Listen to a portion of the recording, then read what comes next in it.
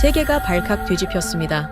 불과 며칠 전까지 한국을 협박하던 러시아가 갑자기 한국에 고개를 숙였기 때문입니다. 우크라이나를 도와주면 반드시 보복하겠다며 한국을 압박해오던 러시아 정부. 한국은 침묵으로 답했고 전 세계 전문가들은 한국이 겁먹었다며 조롱했습니다. 하지만 바로 그때 크렘린궁 내부 문서가 유출됐고 모든 게 뒤집혔습니다. 최우선 협력국은 한국이다 라는 충격적인 보고 내용에 세계는 경악했고 한국을 겁쟁이라고 조롱하던 전직 백악관 분석가는 말을 바꿨습니다. 푸틴의 협박은 협박이 아닌 비명이었습니다. 도대체 무슨 일이 있었던 걸까요? 러시아가 한국을 간절히 원하는 이유. 지금 시작합니다. 세계 패권의 중심이 이동했습니다. 워싱턴도 아니고 브뤼셀도 아닌 서울로 말입니다. 믿기지 않으시죠? 사흘 전까지만 해도 저 역시 이런 말을 하는 사람을 미치광이 취급했을 겁니다. 그런데 지금 제 눈앞에서 벌어지고 있는 현실이 그렇습니다. 유럽 국방장관들이 서울행 비행기 표를 구하지 못해 안달이에요. 러시아는 레드라인이라는 단어를 관영 매체에서 슬그머니 지워버렸습니다. 월스트리트의 수십조 원이 하룻밤 만에 방향을 틀었어요. 고작 48시간 만에 벌어진 일입니다. 시작은 2026년 2월 26일 워싱턴 DC 케네디 스쿨 포럼이었습니다. 저는 아서 벤스, 전직 백악관 국가안보회의 수석 지정학 분석관이자 하버드 케네디 스쿨 석좌 교수입니다. 28년간 서방 안보 전략을 설계해온 사람이에요. 그날 저는 예정된 유럽 안보 브리핑을 쓰레기통에 버리고 수백 명의 서방 엘리트들 면전에서 대한민국이라는 이름을 꺼냈습니다. 그러자 세상이 뒤집어졌어요. 문자 그대로요. 그날 아침으로 돌아가겠습니다. 케네디 스쿨 메인홀은 한마디로 총성 없는 전쟁터였습니다. 샹들리에 아래 수백 개의 와인잔이 부딪히고 맞춤 수트 차림의 서방 엘리트들이 여유롭게 악수를 나누고 있었어요. 우아해 보이죠? 천만에요. 저 악수 한 번에 수천억 원짜리 방산 계약이 오가고 저 미소 뒤에서는 전후 복구 이권을 놓고 짐승처럼 이빨을 드러내고 있었습니다. 저도 30년 가까이 이런 자리를 드나들었으니까 잘 압니다. 겉은 학술 포럼이지만 속은 도살장이에요. 질의응답 시간이 시작됐습니다. 마이크 앞에 제일 먼저 줄을 선 인물이 눈에 들어왔어요. 리처드 콜린스, 유럽 최고 안보연구소의 수석 평론가라는 직함을 달고 다니는 사람입니다. 이탈리아제 맞춤 수트에 금빛 넥타이 핀까지 꽂고 있더군요. 유럽 방산 능력을 찬양하는 책으로 베스트셀러 작가가 된 인물이에요. 논리가 막히면 특유의 비릿한 미소를 지으며 논점을 교묘하게 흐리는 수법을 쓰는데 저는 그 꼴을 여러 번 봐왔습니다. 콜린스가 마이크를 잡더니 객석을 천천히 둘러보고 입을 열었습니다. 벤스 교수, 요즘 한국이 우크라이나에 무기를 보낼 수도 있다는 소문이 돌던데요. 푸틴이 레드라인이라고 협박하니까 겁먹고 숨도 못 쉬지 않습니까? 그런 깡통 국가가 무슨 변수가 된다는 겁니까? 장내에 웃음이 번졌습니다. 한두 명이 아니었어요. 수백석 객석 여기저기서 낄낄거리는 소리가 터져 나왔습니다. 고개를 끄덕이는 사람도 있었고 옆 사람과 눈짓을 교환하며 비죽 웃는 사람도 있었어요. 그 웃음의 의미를 저는 뼈저리게 알고 있었습니다. 한국? 미국 우산 아래서 반도체나 조립하는 나라 아닌가? 거기가 뭘 할 수 있겠어? 30년 동안 이 바닥에서 숱하게 들어온 소리였거든요. 문제는 바로 2달 전까지 저 역시 똑같이 생각하고 있었다는 겁니다.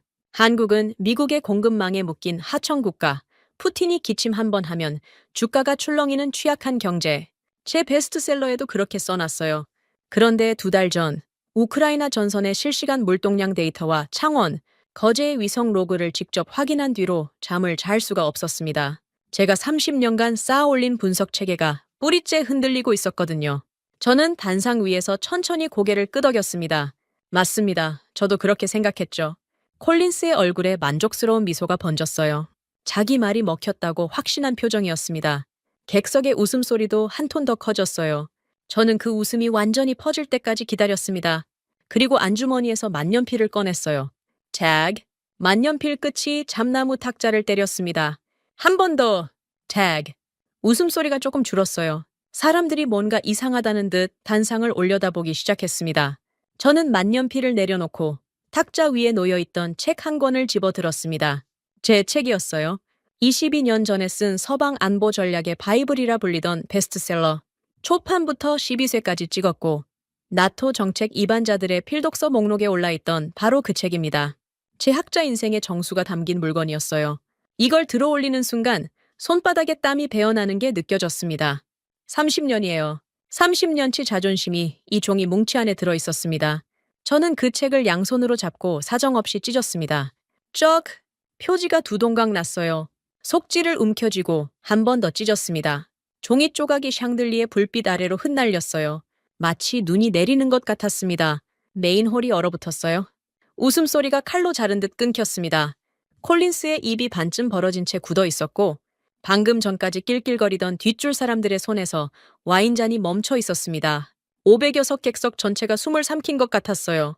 저는 돋보기를 벗어서 탁자 위에 던졌습니다. 금속태가 참나무에 부딪히며 날카로운 소리를 냈어요. 찢어진 종이 조각이 아직 바닥으로 내려앉고 있었습니다. 30년 경력의 결정체가 발밑에서 쓰레기가 되어가는 중이었어요. 그런데 이상하게도 가슴이 시원했습니다. 목에 걸려있던 돌덩이가 빠져나간 기분이었어요. 틀린 걸 틀렸다고 인정하는데 30년이나 걸렸다는 게 오히려 부끄러웠습니다. 저는 마이크에 입을 가까이 대고 말했습니다. 오늘 예정된 유럽 안보 브리핑은 쓰레기통에 버리겠습니다. 정적이 더 깊어졌어요. 누군가의 와인잔이 테이블에 부딪히는 소리가 홀 끝까지 들릴 만큼 고요했습니다. 대신 우리가 얼마나 무식하게 대한민국을 얕잡아보고 있었는지 똑똑히 보여드리죠. 콜린스의 비릿한 미소가 완전히 사라져 있었습니다. 방금까지 낄낄거리던 객석의 얼굴들이 하나같이 굳어 있었어요. 뒷줄에서는 스마트폰을 꺼내드는 손들이 보였습니다. 무슨 일이 터지려는 건지 본능적으로 감지한 거겠죠. 저는 구석자리에 앉아있는 제임스 강을 바라봤습니다. 펜타곤 국방군수국 수석 데이터 분석관. 두꺼운 안경 너머 차가운 눈동자가 저와 마주쳤어요. 고개를 한번 끄덕이자 제임스 강의 손가락이 키보드 위를 날아다니기 시작했습니다.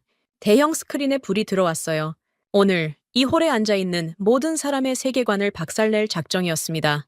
제 것까지 포함해서요. 찢어진 종이 조각들이 아직 바닥에 나뒹굴고 있었습니다. 누구 하나 그걸 줍는 사람이 없었어요. 아니, 줍는 게 아니라 쳐다보지도 못하고 있었습니다. 방금 전까지 이 홀을 지배하던 웃음소리, 와인잔 부딪히는 소리, 속닥거리는 수근거림, 전부 사라졌어요. 물을 끼얹은 것처럼 적막했습니다. 500여 석 객석에서 들리는 거라곤 에어컨 바람 소리뿐이었어요.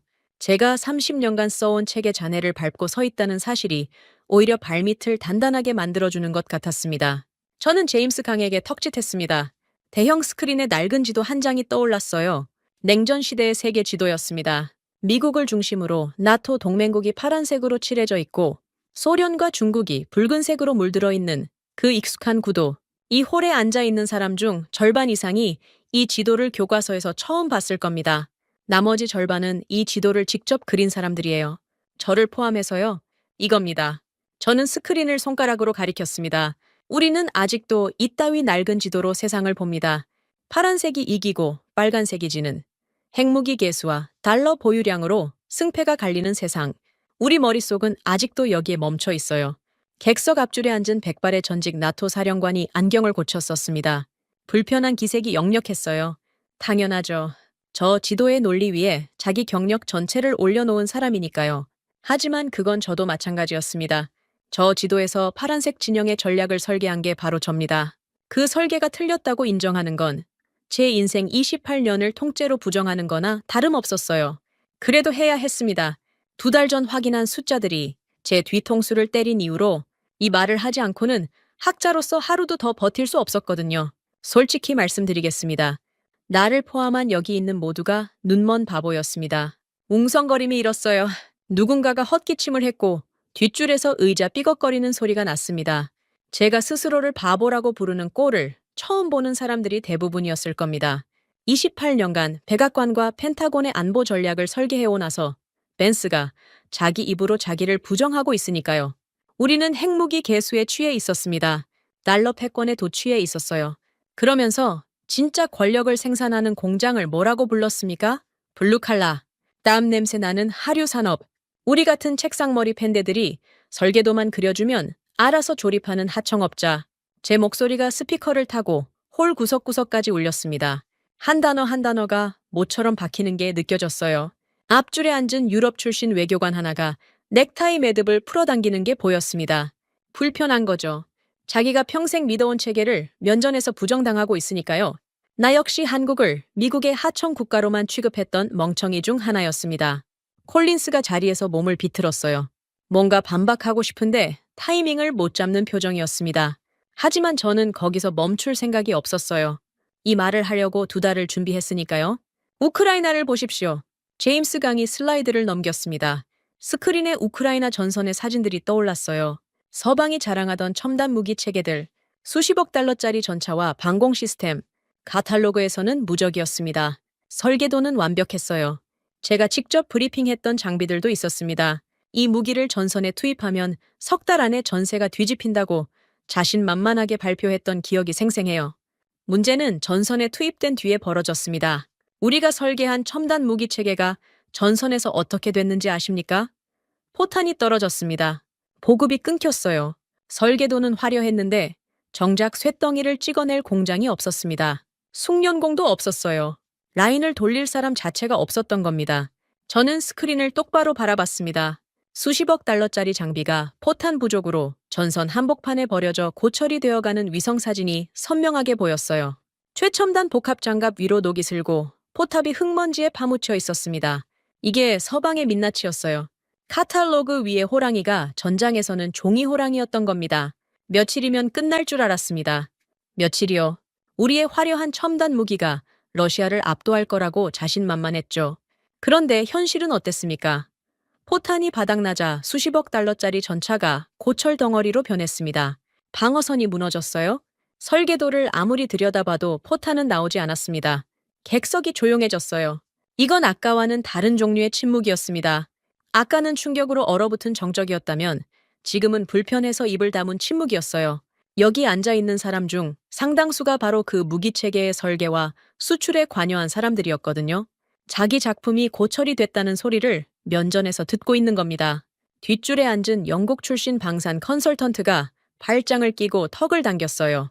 방어적인 자세였습니다. 듣기 싫다는 뜻이죠. 하지만 저는 봐줄 생각이 없었습니다. 그때 깨달았어야 했습니다. 진짜 권력이 뭔지를요. 저는 한 발짝 앞으로 나갔습니다. 스크린 바로 옆까지 걸어갔어요. 핵무기가 아닙니다.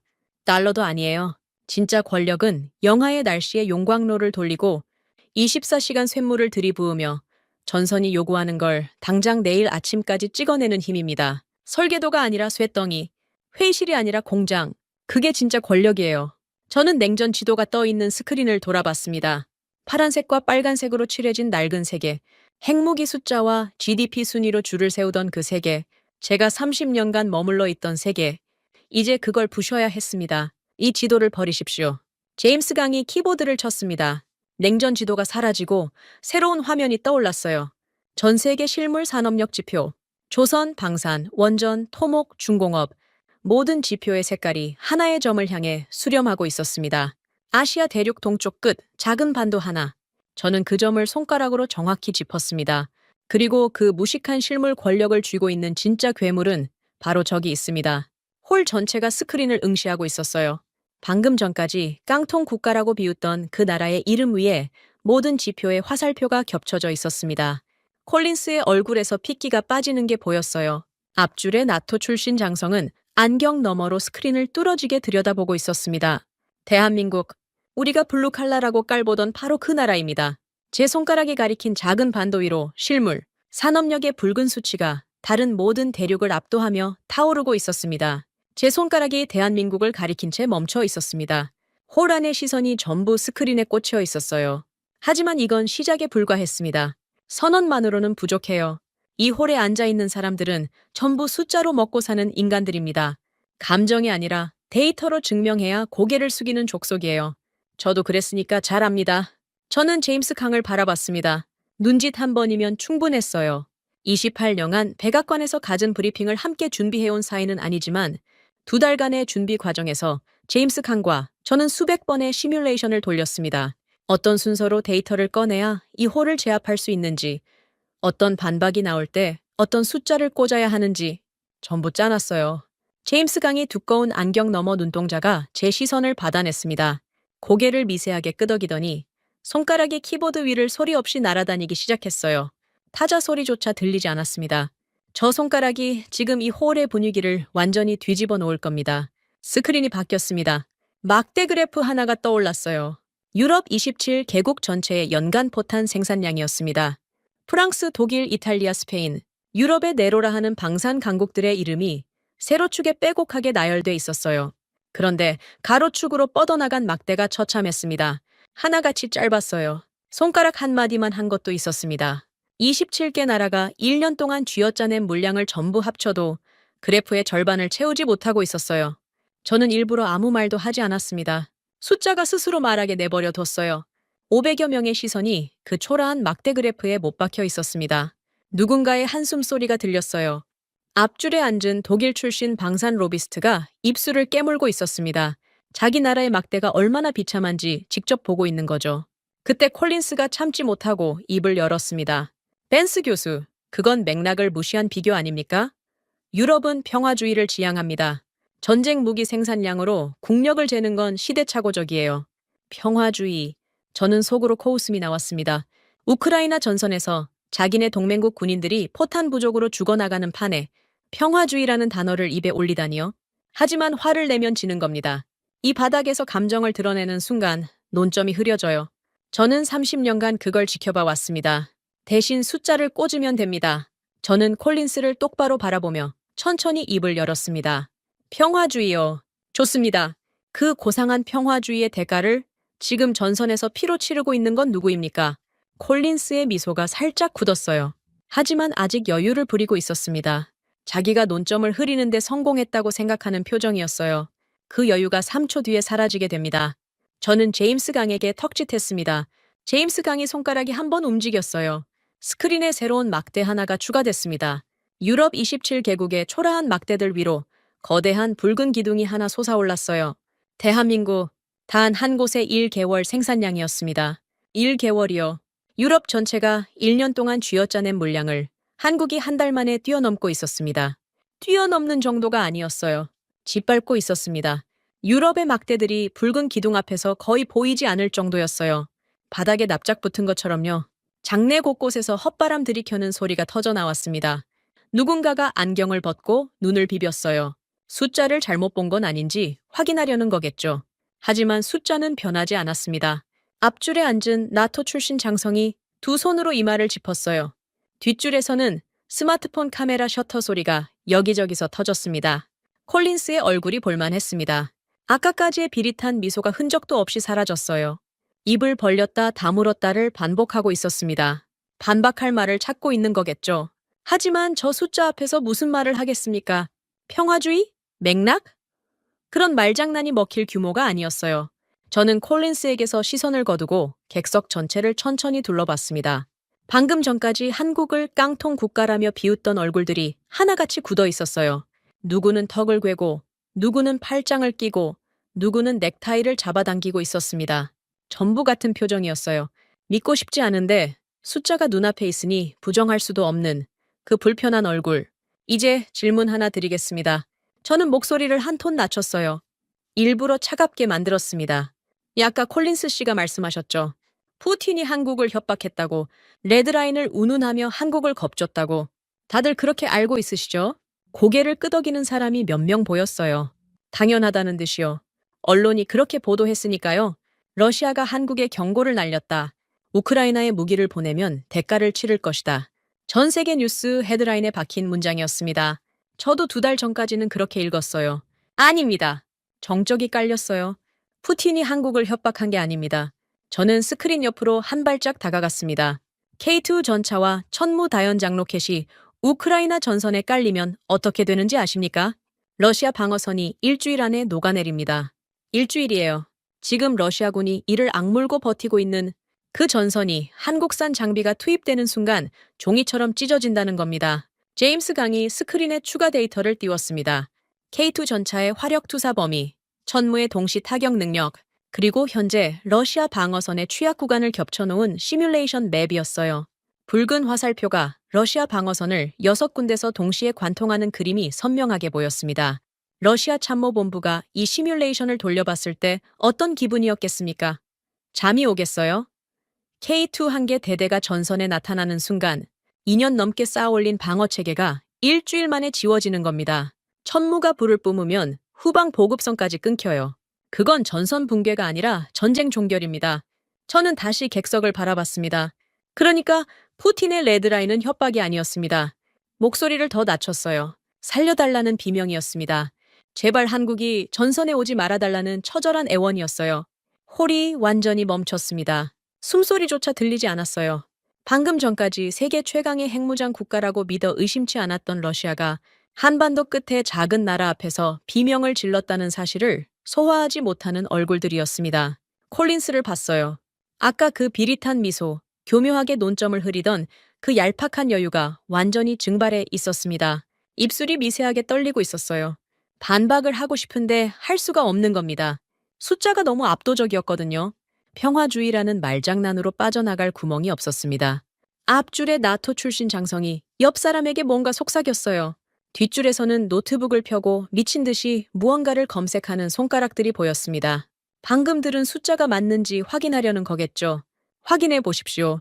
얼마든지요. 저도 2달 전에 똑같은 짓을 했으니까요. 밤새워 데이터를 뒤지고 위성 로그를 교차 검증하고 혹시 오류가 있지 않을까 12번을 다시 돌려봤습니다.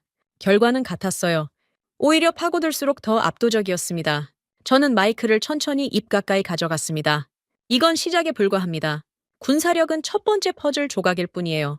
스크린의 시뮬레이션 맵이 서서히 어두워졌어요. 다음 데이터가 준비되고 있었습니다. 진짜 무서운 건 전쟁이 끝난 뒤에 벌어집니다. 전쟁이 끝난 뒤, 그 한마디에 홀의 공기가 다시 바뀌었습니다. 방금까지는 군사력 데이터에 압도당한 충격이었다면 지금은 뭔가 더 큰 게 온다는 불안감이었어요. 앞줄에 앉은 사람들의 어깨가 미세하게 굳는 게 보였습니다. 이 홀에 있는 인간들은 전부 냄새로 먹고 사는 족속이에요. 위험의 냄새, 기회의 냄새, 돈의 냄새. 지금 저들의 코가 뭔가를 감지한 겁니다. 제가 다음 말을 꺼내기도 전에 EU 전략국장 데이비드 스미스가 자리에서 벌떡 일어났습니다. 포럼 총괄 호스트라는 직함답게 앞줄 정중앙에 앉아 있었는데 얼굴이 벌겋게 달아올라 있었어요. 이마에 식은땀이 맺혀 있었습니다. 평소에는 젠틀한 영국식 매너를 철저히 유지하는 사람인데 지금은 그 가면이 반쯤 벗겨진 상태였어요. 잠깐만요, 벤스 교수. 군사물자 생산량이야 인정합시다. 하지만 전후 제거는 완전히 다른 영역 아닙니까? 무기만 좀 찍어낼 뿐 전후 복구의 주도권은 결국 서방 자본이 쥐게 됩니다. 그건 역사가 증명하고 있어요. 목소리가 떨리고 있었습니다. 자신감에서 나온 발언이 아니었어요. 공포에서 나온 발언이었습니다. 스미스가 왜 저렇게 필사적인지 저는 정확히 알고 있었어요.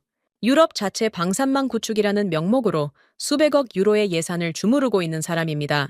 전후 복구 사업까지 유럽 주도로 가져가겠다는 계획의 총괄 책임자예요. 제 폭로가 계속되면 그 거대한 밥그릇이 통째로 날아가는 겁니다. 발악할 수밖에 없죠. 저는 코웃음을 쳤습니다. 소리 내서요. 마이크가 그 소리를 고스란히 잡아서 홀 전체에 퍼뜨렸어요. 서방 자본이 주도한다. 좋습니다. 그럼 한 가지만 여쭙겠습니다. 제임스 강에게 턱짓했습니다. 스크린이 바뀌었어요. 지구본이 천천히 회전하더니 러시아 극동 지방에서 멈췄습니다. 시베리아와 북극 항로가 선명하게 표시된 지도였어요. 붉은 점선이 블라디보스토크에서 시작해 북극해를 관통하며 유럽까지 이어지고 있었습니다. 그 점선 위로 숫자들이 떠올랐어요. 영하 40도, 풍속 초속 25m, 동토층 깊이 300m, 극한 환경의 스펙이 화면을 가득 채웠습니다. 전쟁이 끝나면 러시아 앞에 뭐가 남는지 아십니까? 폐허입니다. 우크라이나 접경에서부터 1200km에 달하는 새로운 전선을 따라 도시가 부서져 있고 인프라가 녹아내려 있어요. 도로, 철도, 항만, 발전소 전부 다시 지어야 합니다. 저는 스크린의 시베리아 지도를 손가락으로 천천히 따라갔습니다. 하지만 러시아에게 진짜 문제는 전선 복구가 아닙니다. 여기에요. 손가락이 북극 항로 위에서 멈췄어요. 시베리아 개발과 북극 항로 건설. 이게 전후 러시아의 명운을 결정짓는 사업입니다. 에너지 수출의 새로운 통로, 극동의 자원 개발, 북극해를 관통하는 물류혁명, 푸틴이 전쟁 이후를 내다보며 목숨을 걸고 있는 프로젝트예요. 스미스가 입을 열려 했습니다. 하지만 저는 그 틈을 주지 않았어요. 문제는 이겁니다. 영하 40도에서 쇳물을 부을 수 있는 나라가 어디 있습니까? 제임스 강이 슬라이드를 넘겼습니다. 극한지방 토목 기술 보유국 평가 지표가 떠올랐어요. 쇠빙선 건조 능력, 극저온 콘크리트 타설 기술, 원전 건설 실적, 대형 플랜트 시공 능력, 4가지 항목이었습니다. 극한 환경에서 인프라를 지어 올리려면 4가지가 동시에 필요합니다. 쇠빙선을 만들 조선 기술, 영하 40도에서 얼지 않는 콘크리트를 부을 수 있는 토목 기술, 전력을 공급할 원자력 발전소를 지을 수 있는 원전 기술, 그리고 이 모든 걸 현장에서 통합 운영할 수 있는 대형 플랜트 시공 능력. 저는 스크린을 돌아봤습니다. 4가지 항목 옆에 국가별 점수가 나열돼 있었어요. 미국, 유럽, 중국, 인도, 일본. 하나하나 짚어봤습니다. 미국, 설계 능력은 세계 최고입니다. 하지만 공장이 없어요. 숙련공이 없습니다. 조선소는 20년 전에 문 닫았고, 원전은 10년째 한 기도 완공을 못하고 있죠. 앞줄에 앉은 미국 출신 방산 관계자의 표정이 딱딱하게 굳었어요. 유럽, 더 처참합니다. 쇠빙선을 만들 조선소가 없어요. 극지 토목 경험은 노르웨이가 조금 있지만 규모가 안 됩니다. 원전은요? 프랑스가 플라망빌 원전 하나 짓는데 17년이 걸렸습니다. 17년이에요. 스미스의 이마에서 땀이 흘러내리는 게 보였습니다. 그럼 중국은 어떻습니까? 저는 일부러 한 박자 쉬었어요. 많은 사람들이 중국을 떠올렸을 겁니다. 규모의 경제, 저렴한 노동력, 1대1로 인프라 경험, 그럴싸하죠? 러시아 수뇌부가 제일 먼저 검토한 나라가 중국이었습니다. 결론부터 말씀드리면 실격이에요. 객석이 술렁였어요. 이유는 단순합니다. 중국의 영토 야욕 때문이에요. 시베리아에 중국 인프라를 깔아주는 순간 그건 개발이 아니라 점령의 교두보가 됩니다. 러시아 참모본부가 그걸 모르겠습니까? 극동 시베리아에 중국 자본과 중국 노동자가 들어오는 건 푸틴 입장에서 뒷문을 열어주고 강도를 초대하는 거나 마찬가지예요. 제임스 강이 화면에 러시아 내부 전략 평가 보고서에 발췌본을 띄웠습니다. 중국 옆에 붉은 글씨로 실격 판정이 찍혀 있었어요. 인도는요, 기술 자체가 부족합니다. 자국 인프라도 제대로 못 짓는 나라가 영하 40도의 시베리아를 뚫겠습니까? 러시아 평가단이 인도 현지 실사를 다녀온 뒤 보고서에 뭐라고 썼는지 아십니까? 노노에 딱 2글자였어요. 인도 옆에도 실격 표시가 떴습니다. 일본도 마찬가지였어요. 기술은 있지만 제재 리스크와 정치적 제약 때문에 참여 자체가 불가능하다는 판정이었습니다. 화면에 남은 나라가 하나였어요. 제임스 강이 마지막 슬라이드를 띄웠습니다. 글로벌 건설 역량 지표와 로이드 성급 데이터를 교차한 종합평가표였어요. 쇠빙선 건조 3만 통업 이상, 한국이 세계 1위, 극저온 플랜트 시공 실적, 한국이 세계 1위, 원전 건설 속도와 품질, 한국이 세계 1위, 대형 해양 구조물 시공, 한국이 세계 1위, 4개 항목 전부였습니다. 1위가 아닌 항목이 하나도 없었어요. 보이십니까? 저는 스크린을 가리켰습니다. 영하 40도의 동토를 뚫고 북극해 얼음을 깨며 발전소를 세우고 항만을 건설할 수 있는 나라는 지구상에 딱 한 곳뿐입니다. 여기 이 숫자들이 전부 가리키고 있는 곳이요. 모든 지표의 화살표가 다시 한번 하나의 점으로 수렴하고 있었습니다. 대한민국. 군사력으로도 대한민국이었습니다. 전후 복구로도 대한민국이에요. 전쟁 중에도, 전쟁이 끝난 뒤에도 전 세계의 목줄을 쥐고 있는 건 같은 나라입니다. 저는 스미스를 바라봤습니다. 방금 전까지 서방 자본이 주도한다며 핏대를 세우던 사람이었어요. 지금은 입이 반쯤 벌어진 채 스크린만 들여다보고 있었습니다. 반박할 말을 찾으려는 건지 아니면 이미 포기한 건지 눈동자가 좌우로 흔들리고 있었어요. 이마에 땀을 닦으려고 손수건을 꺼냈다가 그마저도 잊은 듯 손에 쥔 채 멈춰 있었습니다. 더듬거리는 입술이 뭔가를 말하려 했지만 소리는 나오지 않았어요. 콜린스도 마찬가지였습니다. 아까 평화주의 운운하며 빠져나가려 했던 그 얄팍한 여유가 완전히 증발해 있었어요. 팔걸이를 잡은 손가락 마디가 하얗게 질려 있었습니다. 저는 그 모습을 지켜보며 묘한 감정을 느꼈습니다. 통쾌함은 아니었어요. 오히려 쓸쓸했습니다. 저 사람들이 지금 느끼는 충격을 저는 2달 전에 먼저 겪었으니까요. 30년간 믿어온 세계가 무너지는 기분이 어떤 건지 잘 압니다. 밤새 데이터를 들여다보면서 제발 틀려 있기를 바랐던 그 심정을요. 하지만 숫자는 거짓말을 하지 않았습니다. 2달 전에도, 지금 이 순간에도요. 홀 전체가 무겁게 가라앉아 있었습니다.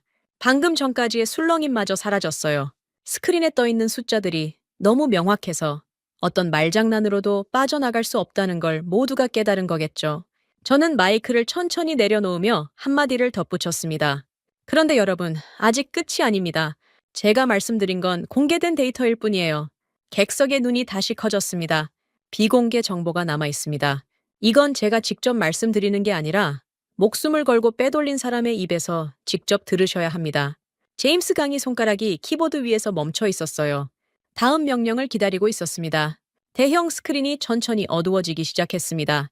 스크린이 어두워지자 호란이 술렁이기 시작했습니다. 뭔가 다른 게 온다는 걸 본능적으로 감지한 거예요. 앞줄 사람들이 자세를 고쳐 앉았고 뒷줄에서는 속삭이는 소리가 파도처럼 번졌습니다. 저는 그 불안감이 충분히 익을 때까지 일부러 아무 말도 하지 않았어요. 그때 콜린스가 마지막 발악을 했습니다. 자리에서 반쯤 일어나며 목소리를 높였어요. 벤스 교수, 그래프가 인상적인 건 인정합시다. 하지만 현실은 다르지 않습니까? 자존심 강한 푸틴이 한국 같은 나라에 굽힐 리 없습니다. 이건 전부 교수의 억측이에요. 콜린스의 목소리에 아까의 여유는 없었습니다. 날카로웠어요. 궁지에 몰린 사람이 마지막으로 내지르는 비명에 가까웠습니다. 하지만 그 말이 틀린 건 아니었어요. 적어도 표면적으로는요. 푸틴이라는 인물의 성격을 생각하면 충분히 제기할 수 있는 반론이었습니다. 객석에서도 몇몇이 고개를 끄덕이는 게 보였어요. 그래, 아무리 숫자가 압도적이어도 푸틴이 정말 한국 앞에 무릎을 꿇겠어? 저들의 표정이 그렇게 말하고 있었습니다. 저는 속으로 생각했습니다. 고맙다, 콜린스. 정확히 그 질문을 기다리고 있었어요. 콜린스 씨 말씀이 맞습니다. 콜린스의 눈이 커졌어요. 제가 또 동의할 줄은 몰랐던 모양입니다. 푸틴의 자존심이 허락하지 않겠죠. 적어도 겉으로는요. 저는 한 박자 쉬었습니다. 그리고 제임스 강을 바라봤어요. 제임스 강의 손가락이 키보드 위에서 한번 움직였습니다. 그 순간 대형 스크린이 지직거리며 꺼졌습니다. 홀 안이 어둠에 잠겼어요. 웅성거림이 커졌습니다. 기술적 결함인 줄 아는 사람들이 주위를 두리번거렸어요. 누군가가 스마트폰 손전등을 켰고 보안 요원 한 명이 무정의에 대고 뭔가 중얼거리는 게 보였습니다. 3초가 지났습니다. 스크린에 다시 불이 들어왔어요. 하지만 아까의 그래프가 아니었습니다. 화상통화 화면이었어요. 어둡고 거친 화질 속에서 한 남자의 얼굴이 떠올랐습니다. 낡은 가죽 재킷 깃이 턱 아래까지 올라와 있었고 그늘진 얼굴 위로 날카로운 눈동자가 카메라를 똑바로 쏘아보고 있었어요. 홀이 얼어붙었습니다. 앞줄에 앉아있던 군 출신 인사 2명이 동시에 자세를 바로잡았어요. 저 얼굴을 알아본 겁니다. 뒷줄에서도 숨을 들이켜는 소리가 터져 나왔습니다. 정보 쪽에 발을 담근 사람이라면 저 얼굴을 모를 수가 없어요. 빅토르 안, 전직 러시아 연방보안국, FSB 경제산업정보총괄 고위요원, 크렘린궁의 산업 기밀을 총괄하던 사람입니다. 2년 전 제3국으로 망명했고 지금은 어디에 있는지 아는 사람이 거의 없어요. 고려인 3세라는 사실도 정보기관 일부만 파악하고 있었습니다. 빅토르? 아니 입을 열었어요. 낮고 거친 목소리가 스피커를 울렸습니다. 러시아식 억양이 묻어 있었지만 영어는 정확했어요. 벤스 교수, 오래간만입니다. 저는 고개를 끄덕였습니다. 고맙습니다, 빅토르. 위험을 감수해 주셔서요. 빅토르 안에 입꼬리가 살짝 올라갔어요. 웃음이라기보다는 자주에 가까웠습니다. 위험이야 늘 감수하고 살죠. 오늘 한 가지만 보여드리겠습니다. 빅토르 안의 손이 화면 아래로 움직이더니 문서 하나가 스크린에 떠올랐습니다. 러시아어로 빼곡하게 채워진 문서였어요. 상단에 크렘린궁 문장이 선명하게 찍혀 있었고 극비 등급 표시가 붉은 도장으로 눌려 있었습니다. 이건 제가 2달 전에 빅토르 안에게서 전달받아 진위를 확인한 바로 그 문서였어요. 크렘린궁 수뇌부 극비 회의록 발췌본. 홀 안의 분위기가 완전히 달라졌습니다. 아까까지의 학술 토론 분위기가 아니었어요. 긴장감이 피부에 닿을 정도였습니다. 앞줄의 장성들이 등을 고추 세웠고 정치인들의 얼굴에서 핏기가 빠지는 게 보였어요. 정보기관 극비 문서가 공개 포럼 스크린에 뜬다는 건 이 자리가 학술 행사를 넘어섰다는 뜻이니까요. 빅토르 안이 문서의 한가운데를 손가락으로 짚었습니다. 러시아어 원문 아래 영어 번역이 붉은 글씨로 떠올랐어요. 전후 최우선 협력국은 무조건 서울이다. 저는 그 문장이 스크린에 박히는 순간 홀 전체의 공기가 얼어붙는 걸 느꼈습니다. 500여 명이 동시에 숨을 멈춘 것 같았어요. 콜린스의 입이 떡 벌어졌습니다. 아까 자존심 강한 푸틴이 한국에 굽힐 리 없다고 외치던 그 입이요. 스미스는 손수건으로 이마를 연신 닫고 있었어요. 뒷줄에서는 카메라 셔터음이 미친 듯이 터졌습니다. 빅토르 아니 말을 이었습니다. 어제 새벽에 빼돌린 겁니다. 크렘린궁 전후 복구 전략 회의, 수뇌부 서명본이에요. 회의 참석자 명단까지 찍혀 있습니다. 빅토르 안의 목소리는 차분했어요. 하지만 그 차분함 뒤에 숨은 무게가 느껴졌습니다. 이 문서를 빼돌리는데 이 사람이 어떤 대가를 치렀는지 저는 알고 있었거든요. 2달 전 암호화된 채널로 처음 연락이 왔을 때 빅토르 안은 이렇게 말했습니다. 할아버지의 나라가 세상에 목줄을 쥐고 있다는 걸 증명하겠다고요. 고려인 3세. 소련에서 태어나 러시아를 위해 일했지만 핏줄은 잊지 못한 사람이었어요. 교수님 말씀이 맞습니다. 빅토르 안이 카메라를 똑바로 들여다보며 말했어요. 크렘린궁 놈들은 혹여나 한국 심기를 거슬러 K-인프라를 놓칠까봐 매일 밤잠을 설칩니다. 겉으로는 레드라인을 외치면서 뒤로는 한국 기업에 시베리아, 이권을 통째로 넘기겠다는 이면 계약서를 만들고 있어요. 스크린에 2번째 문서가 떠올랐습니다. 이건 저도 오늘 처음 보는 자료였어요. 러시아 측이 한국 기업에 제안하려고 준비한 이면 로비 계약서 초안이었습니다.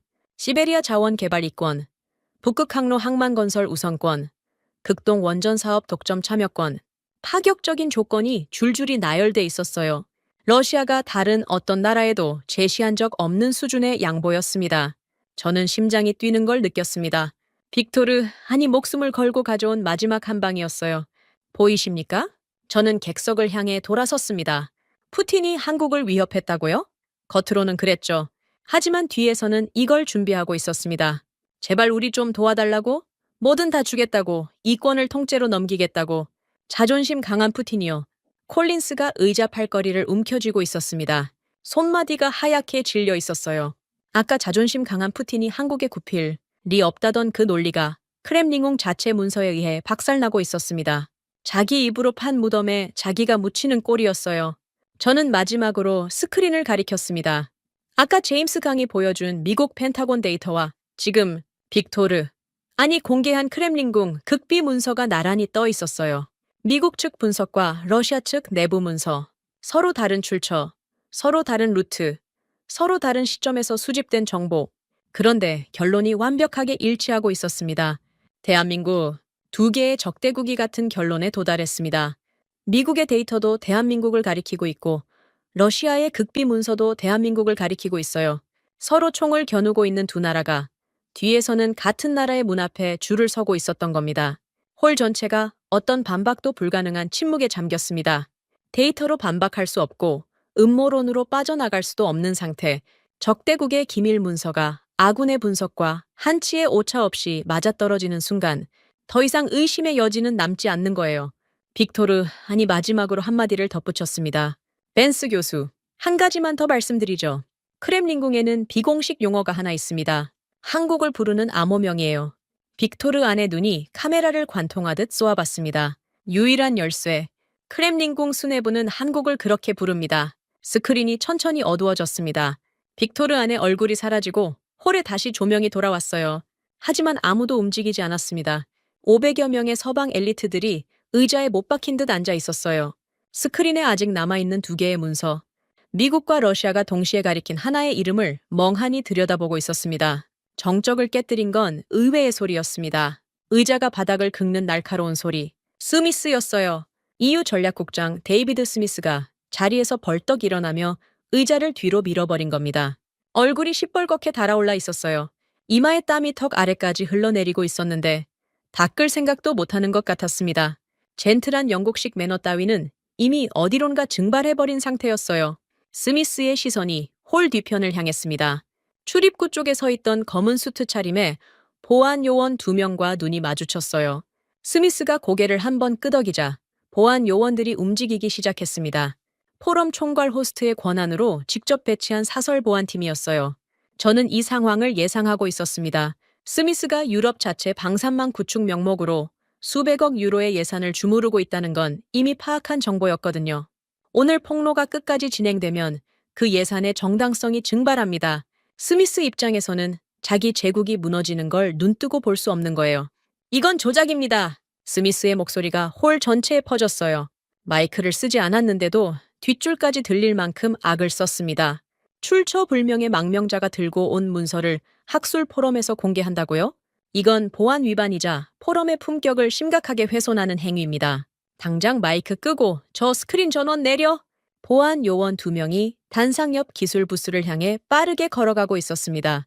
메인 전원을 차단하러 가는 거예요. 객석이 다시 술렁이기 시작했어요. 앞줄 사람들이 고개를 돌려 보안 요원들의 움직임을 쫓았고 뒷줄에서는 일어서는 사람도 있었습니다. 혼란이 번지고 있었어요.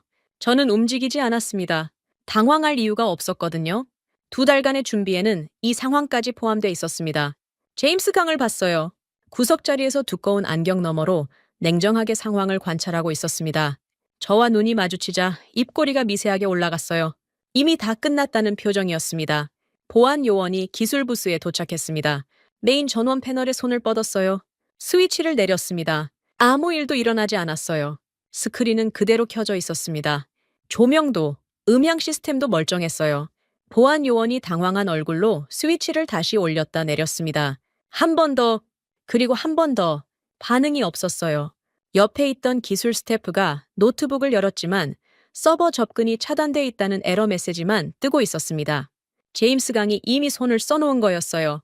펜타곤 국방군수국 수석 데이터 분석관, 전 세계 군사 네트워크의 보안 체계를 설계하고 점검하는 사람입니다. 대학 포럼장의 서버 권한을 장악하는 건 이 사람에게는 아침에 커피 내리는 것만큼이나 간단한 일이었어요. 포럼이 시작되기 1시간 전에 이미 서버 관리자 권한을 확보해 놓은 상태였습니다. 스미스가 물리적으로 전원을 끊으려 해도 시스템 제어권 자체가 제임스 강이 손안에 있으니 소용이 없는 거예요. 스미스의 얼굴이 일그러졌습니다.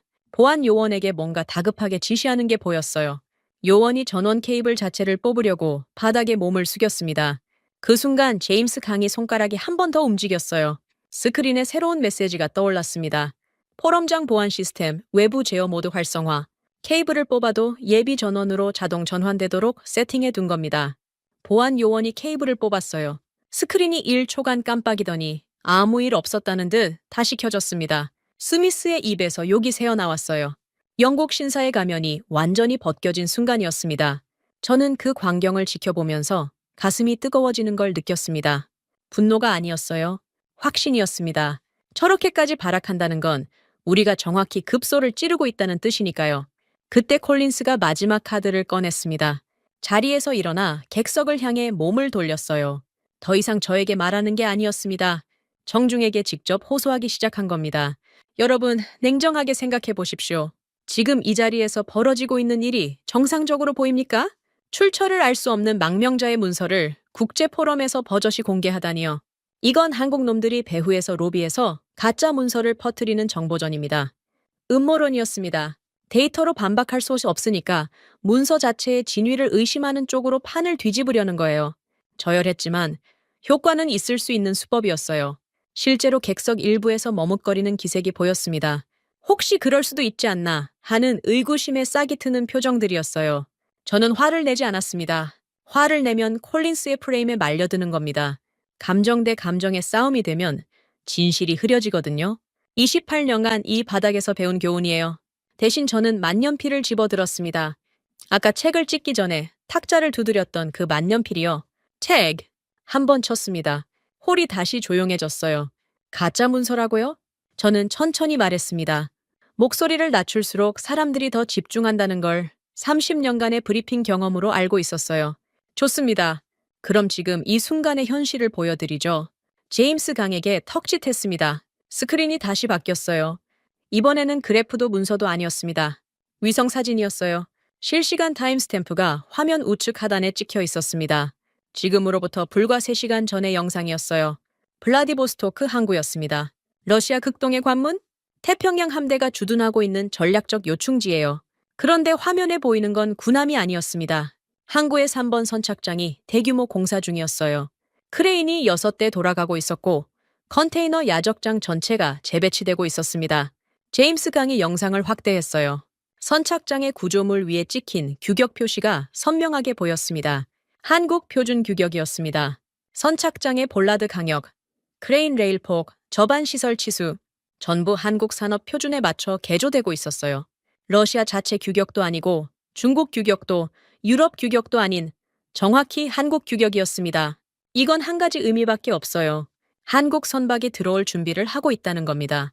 대한민국의 배가 접안할 수 있도록 러시아가 자기 항구를 비밀리에 뜯어고치고 있는 거예요. 보이십니까? 저는 스크린을 가리켰습니다. 이건 3시간 전 위성이 촬영한 실시간 물동량 데이터입니다. 러시아 블라디보스토크 항구가 한국 표준 규격으로 개조되고 있어요. 지금 이 순간에도 공사가 진행 중입니다. 콜린스를 바라봤어요. 가짜 문서라고 하셨죠? 그럼 이건 뭡니까? 러시아가 한국을 겁줘놓고 뒤에서는 한국 배가 들어올 수 있게 자기 항구를 뜯어고치고 있는 이 위성사진은 가짜입니까? 콜린스의 입이 열렸다 닫혔어요. 소리가 나오지 않았습니다. 음모론으로 빠져나가려 했는데 현재 진행형 위성사진이 눈앞에 박혀 있으니 더 이상 물러설 곳이 없는 거예요. 문서를 조작할 수는 있어도 위성사진을 3시간 만에 조작할 수는 없거든요. 타임스탬프와 위성 궤도 데이터까지 찍혀 있는 영상을 누가 위조하겠습니까? 숫자는 거짓말을 하지 않습니다. 저는 만년필을 탁자 위에 내려놓았어요. 크렘린궁의 극비 문서가 말하고 펜타곤의 데이터가 말하고 지금 이 순간 러시아 항구의 위성사진이 말하고 있습니다. 세 개의 출처가, 세 개의 루트가 전부 같은 곳을 가리키고 있어요. 스미스가 주저앉았습니다. 비유가 아니에요. 진짜로 의자에 털썩 주저앉았어요.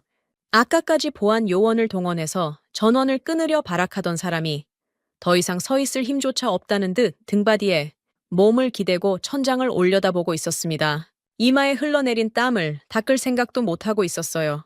콜린스는 자리에 앉은 채 고개를 숙이고 있었습니다. 양손이 무릎 위에 놓여 있었는데 미세하게 떨리고 있었어요. 금빛 넥타이 핀이 조명 아래서 빛나고 있었지만 그 빛이 이 사람을 지켜주지는 못했습니다. 객석 전체가 무거운 침묵 속에 잠겨 있었어요. 아무도 기침 하나 하지 않았습니다. 500여 명의 서방 엘리트들이 방금 목격한 건 숫자와 문서와 위성사진이 만들어낸 삼중포위였어요. 어떤 말장난으로도, 어떤 음모론으로도, 어떤 물리적 방해로도 뚫을 수 없는 완벽한 포위. 그리고 그 포위의 중심에는 대한민국이라는 세 글자가 박혀 있었습니다. 저는 충분히 기다렸습니다. 침묵이 무르익을 때까지요. 이 홀에 앉아있는 사람들의 세계관이 부서지는 데는 시간이 필요했어요. 30년간 믿어온 것이 무너지는 순간의 충격을 저는 2달 전에 먼저 겪었으니까 저들에게도 그 시간을 줘야 한다고 생각했습니다. 하지만 무한정 기다릴 수는 없었어요. 마지막 쐐기를 박아야 했습니다. 저는 단상 앞으로 한 발짝 나갔습니다. 마이크에 손을 대지 않았어요. 대신 육성으로. 하지만 홀 구석구석까지 닿을 만큼 또렷하게 입을 열었습니다. 이제 정리하겠습니다. 몇몇이 고개를 들었어요. 고개를 숙이고 있던 콜린스도 천장을 멍하니 올려다보던 스미스도 뒷줄에서 노트북 화면에 코를 박고 있던 사람들도요. 500여 개의 시선이 다시 단상으로 모였습니다. 우리는 30년간 착각 속에 살았습니다. 핵무기 개수가 패권이라고 믿었어요. 달러를 찍어내는 나라가 세상을 지배한다고 확신했습니다. 군사동맹의 이름만 대면 상대가 무릎을 꿇을 거라고 착각했죠. 스크린에는 아직 블라디보스토크 항구의 위성사진이 남아있었어요.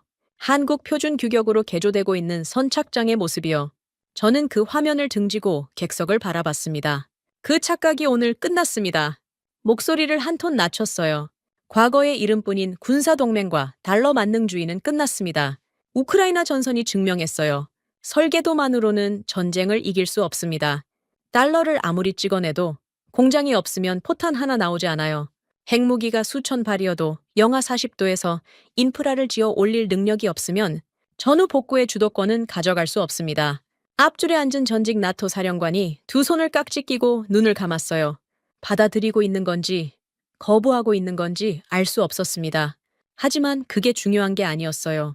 중요한 건 숫자였고 숫자는 이미 나왔습니다.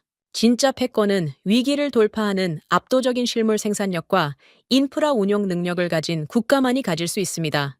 전쟁 중에 쇳덩이를 찍어내고 전쟁이 끝나면 폐허 위에 도시를 세우는 힘, 그 힘을 가진 나라가 세계의 중심이 됩니다. 저는 스크린 옆으로 걸어갔어요. 제임스 강이 마지막 슬라이드를 띄웠습니다. 오늘 보여드린 모든 데이터가 한 화면에 압축돼 있었어요. 포탄 생산량, 극한지방 인프라 역량, 크렘린궁 극비 문서, 블라디보스토크 위성사진, 4개의 증거가 4개의 화살표로 하나의 점을 가리키고 있었습니다. 세계를 움직이는 중심이 이동했습니다. 워싱턴이 아닙니다. 브뤼셀도 아니에요. 저는 그 점을 손가락으로 짚었습니다. 서울입니다. 홀이 정지한 것 같았어요. 시간 자체가 멈춘 느낌이었습니다. 대한민국은 더 이상 변방의 하청 국가가 아닙니다. 우리가 무릎을 꿇고 협력을 구해야 할 세계의 중심축이에요. 그 말이 끝나는 순간 홀 오른쪽 중간줄에서 움직임이 포착됐습니다. 포럼이 시작된 이후 단 한 번도 자세를 바꾸지 않았던 사람이었어요. 팔짱을 끼고 무표정하게 관망하던 그 사람이 처음으로 움직였습니다. 마이클 브라운이 자리에서 벌떡 일어났어요. 월스트리트 1위 글로벌 인프라 투자은행 총괄 CEO. 이 홀에 앉아 있는 사람 중 가장 많은 돈을 굴리는 인물입니다. 포럼 내내 한마디도 하지 않았어요. 웃지도, 인상을 찌푸리지도, 고개를 끄덕이지도 않았습니다.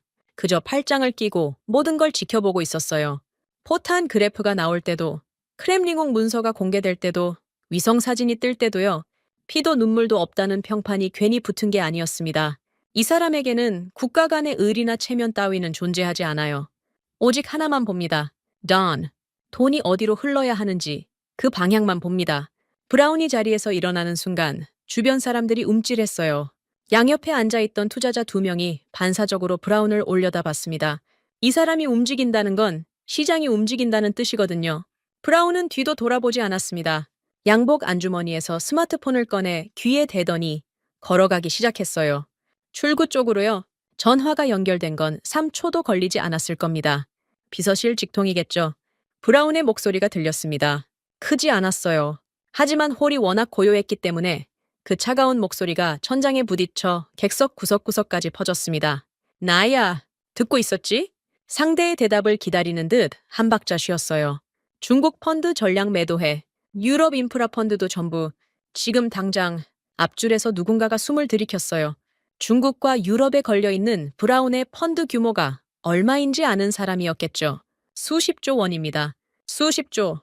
그 돈이 한꺼번에 빠져나가면 시장이 출렁이는 정도가 아니에요. 지각이 흔들립니다. 브라운이 걸음을 멈추지 않은 채 말을 이었어요. 서울행 전용기 띄워. 오늘 밤 안으로. 한국중공업, 방산, 조선. 지분을 무조건 쓸어 담아. 가격 불문이야. 가격 불문. 저 네 글자가 홀에 떨어진 순간 객석의 공기가 완전히 바뀌었습니다. 지금까지는 충격과 혼란이었어요.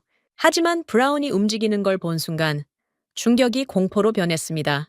브라운이 먼저 움직이면 뒤처지는 쪽이 죽는 거예요. 이건 학술 토론이 아니라 생존 경쟁이 된 겁니다. 브라운이 출구에 거의 다다랐을 때 통화 내용의 마지막 한마디가 홀에 울렸어요. 서울이 새로운 중심이야. 늦으면 죽어. 출구 문이 닫혔습니다.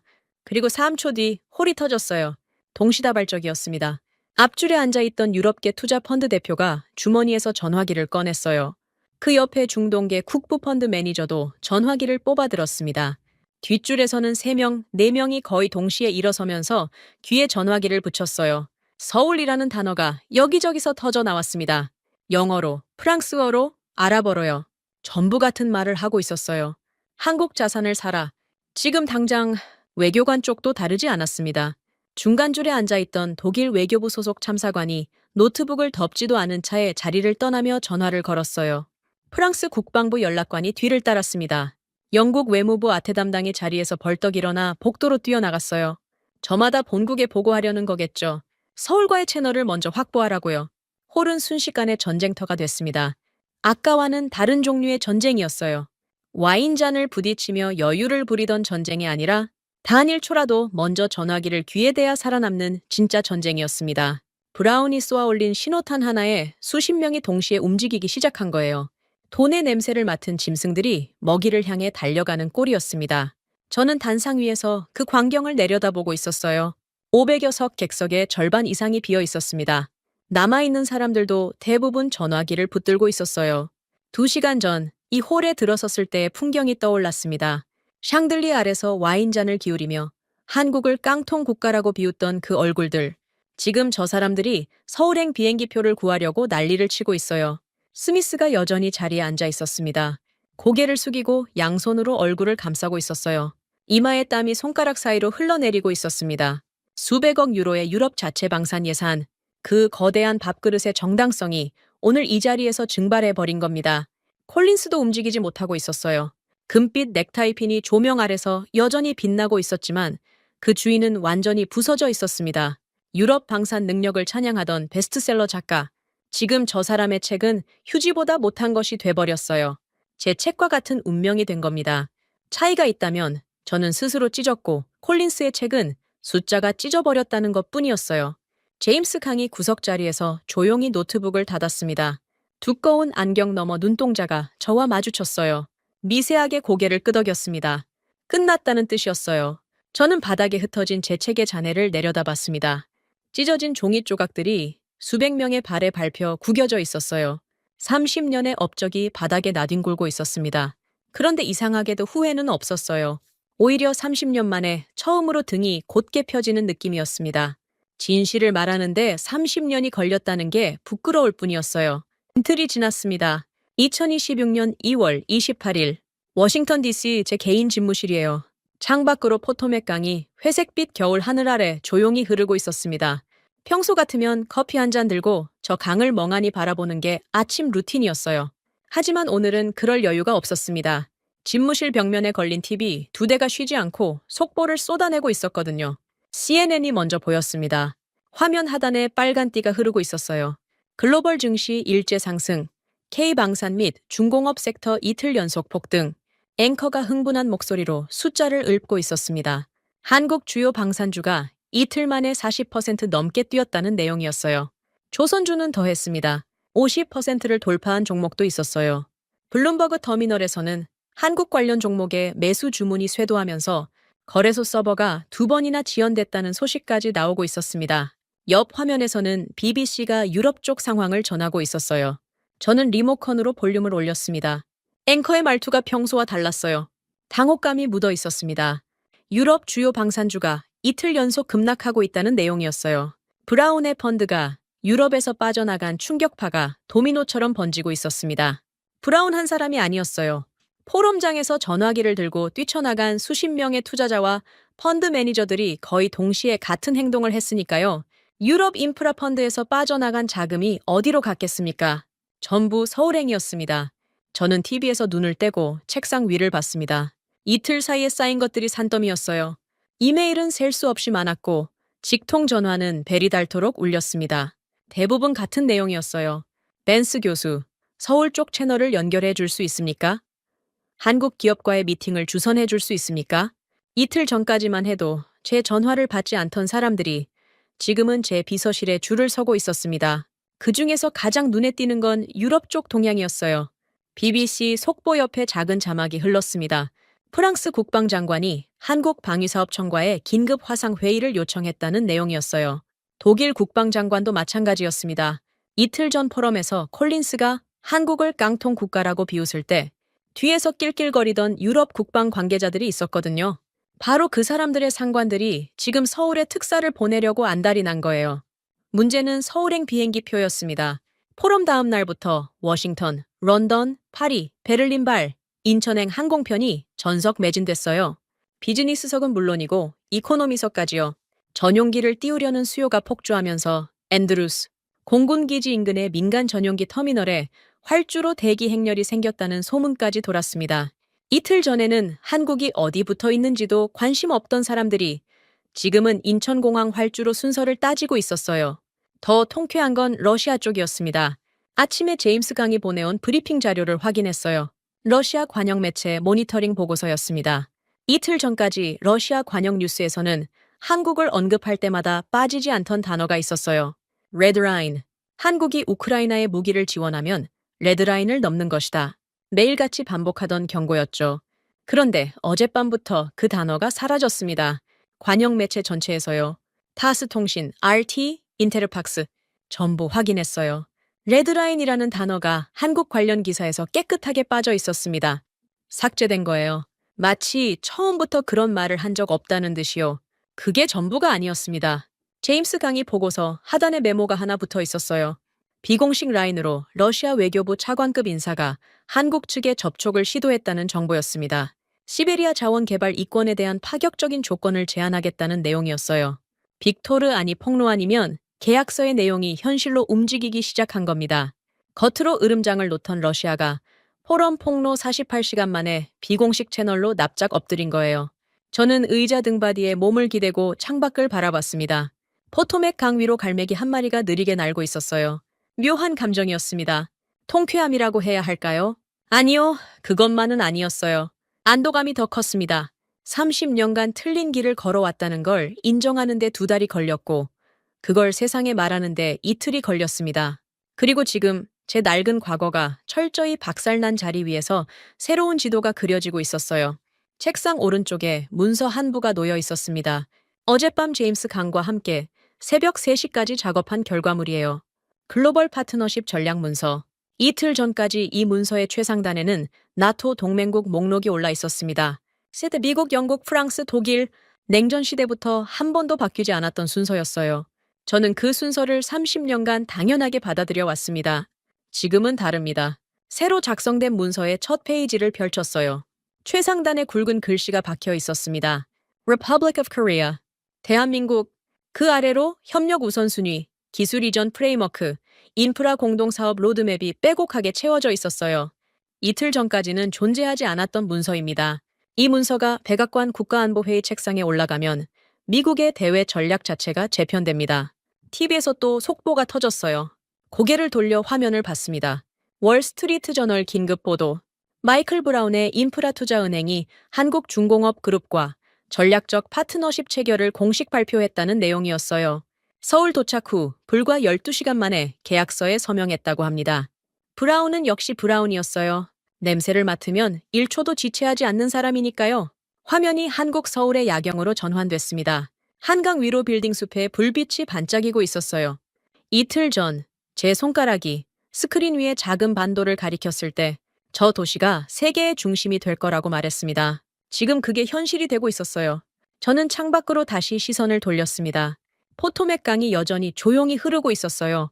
이 강은 30년 전에도, 20년 전에도, 오늘도 같은 자리에서 같은 방향으로 흐르고 있습니다.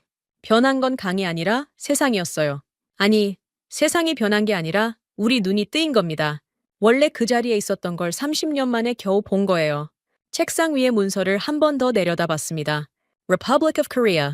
그 5글자가 형광등 불빛 아래서 묵직하게 빛나고 있었어요. 강대국들이 제멋대로 휘두르던 오만한 잣대는 완전히 박살났습니다. 핵무기 개수, 달러 보유량, 동맹의 이름값. 그런 것들로 세상을 재는 시대는 끝났어요. 지금 전 세계의 생존을 결정짓는 건 설계도가 아니라 용광로입니다. 회의실이 아니라 공장이에요. 그리고 그 용광로와 공장의 스위치는 오직 대한민국의 거친 손끝에 쥐어져 있었습니다.